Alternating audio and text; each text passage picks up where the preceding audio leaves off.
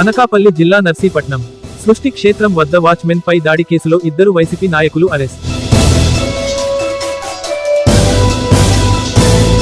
కోర్టుకు హాజరు పరిచిన పోలీసులు. నిందితులకు 14 రోజులు రిమాండ్ విధించిన Narsipatnam court.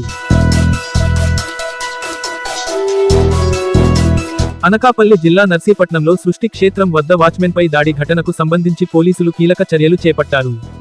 Narsipatnam incharge DSP Srinivasulu వివరాల ప్రకారం పట్టణ వైసీపీ అధ్యక్షుడు ఏకాశివ, బలిఘట్టం వైసీపీ నేత సుర్ల నాయుడులను పోలీసులు అదుపులోకి తీసుకున్నారన్నారు.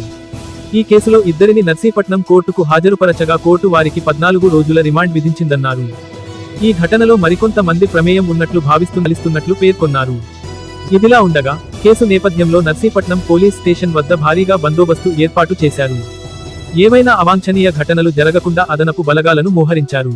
మరోవైపు మాజీ ఎమ్మెల్యే నివాసం వద్దకు వైసీపీ నాయకులు, కార్యకర్తలు పెద్ద సంఖ్యలో చేరుకుంటుండటంతో పరిస్థితులు ఉద్రిక్తంగా మారాయి. ఈ ఘటనపై పోలీసులు దర్యాప్తు కొనసాగిస్తున్నారు.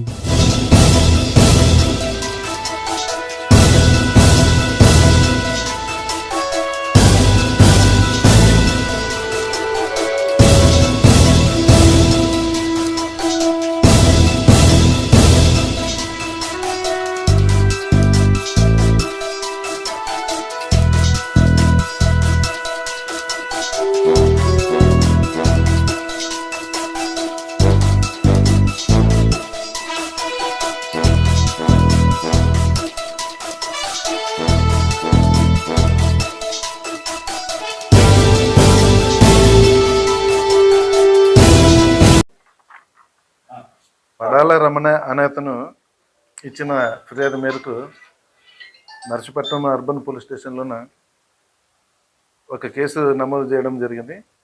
క్రైమ్ నెంబర్ 60/26 కింద. ఆ కేసులో దర్యాప్తులో భాగంగా ఈ దినం ఇద్దరు ముద్దాయిల్ని సత్య శివప్రసాద్ అలియా శివ, సూర్ల అప్పలనాయుడు అనే ఇద్దరు వ్యక్తులను ఈరోజు అరెస్ట్ చేసి కోర్టులో హాజరుపరచడం జరిగింది. కోర్టు వారు 14 రోజులు రిమాండ్ ఇవ్వడం జరిగింది.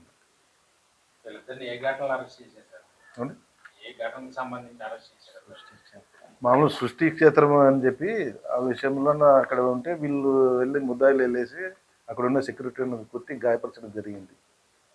అదండి ఇన్వెస్టిగేషన్లో ఉందండి.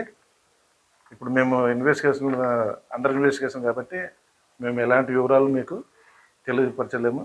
దయచేసి మన్నించాలి. చెప్తున్నా కదా, ఇంకా still under going under investigation ఉన్నాయి.